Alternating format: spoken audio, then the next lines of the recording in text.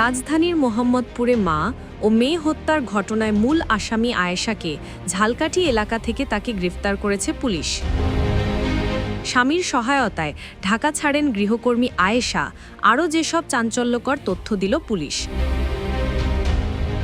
সোমবার সকালে রাজধানীর মোহাম্মদপুরের শাহজাহান রোডে নিজের বাসায় খুন হন মা লায়লা আফরোজ ও মেয়ে নাফিসা। সিসিটিভি ফুটেজে দেখা যায় বাসার গৃহকর্মী আয়েশা ওই দিন বোরকা পরে ঢুকে স্কুল ড্রেস ও মাস্ক পরে বেরিয়ে যান। পুলিশের প্রাথমিক তদন্তে জানা গেছে চুরি করে পালানোর সময় বাধা দেওয়ায় এ হত্যাকাণ্ড ঘটানো হয়েছে। হত্যার পর গৃহকর্মী আয়েশা তার স্বামীর সঙ্গে বিষয়টি শেয়ার করলে স্বামী তাকে ঢাকা থেকে পালাতে সহায়তা করেন। পরে আবার রাব্বির দেওয়া তথ্যের ভিত্তিতেই আয়েশাকে গ্রেফতার করা হয়। পুলিশ বলছে হত্যাকাণ্ডের ঘটনার 4 দিন আগে মোহাম্মদপুর শাহজাহান রোডের 32/2/A নম্বর বাসার 7 তলার বাসায় কাজ নেন ওই গৃহকর্মী। নিজেকে আয়েশা নামে পরিচয় দেন। মা ও মেয়েকে হত্যার পর নাফিসার স্কুল ড্রেস পরে বাসা থেকে বেরিয়ে যান আয়েশা।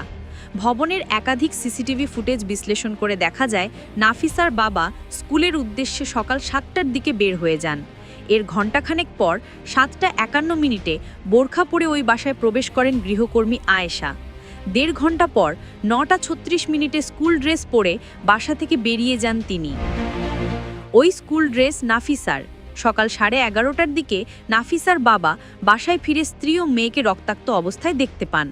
প্রথমে ঢাকার সাভার এলাকা থেকে আয়েশার স্বামীকে আটক করা হয়।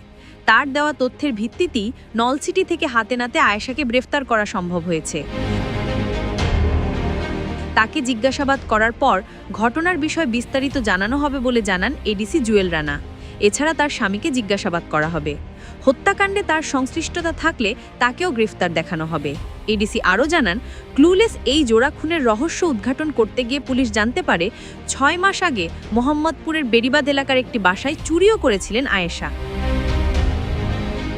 গ্রেফতারকৃত আয়েশা নরসিংদী সদর থানার সলিমগঞ্জ এলাকার রবিউল ইসলামের মেয়ে। বর্তমানে তিনি সাভারের হেমায়েতপুর পূর্বহাটি এলাকায় ভাড়া বাসায় স্বামী রাব্বি সিকদারকে নিয়ে থাকতেন।